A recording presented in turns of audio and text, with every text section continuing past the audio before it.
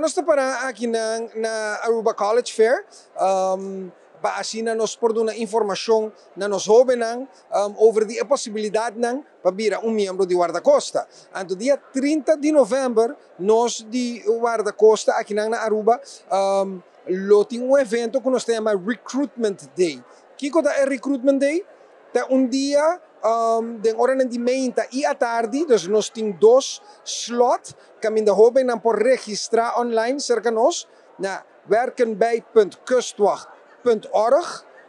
Bouw die etapa de Recruitment Day, bota é bandeira de Aruba, bota clique riba dia, ando vou registrar para vir ser conhecido conosco. Essa aqui está especificamente para jovens entre 17 e 25 anos de idade que está interessado e está apontando na mês que o guarda-costa está assim, você não registrar online, você não passa cerca de nós e você não ser conhecido com o nosso trabalho e nosso mês.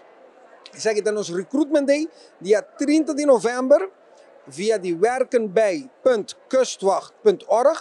Você clica riba a bandeira de Aruba e você llena por registração. Tá? É momento oportuno para você acaba de convencer o mês de com a tem vir membro de guarda-costa. Nós temos uma oportunidade para você vir de nossa cozinha, if you will. Então, você tem toda a informação com nossa ópera, que está assim, nossa unidade, etc. Dia 30 de novembro, cerca de nós na steunpunt aqui na Aruba.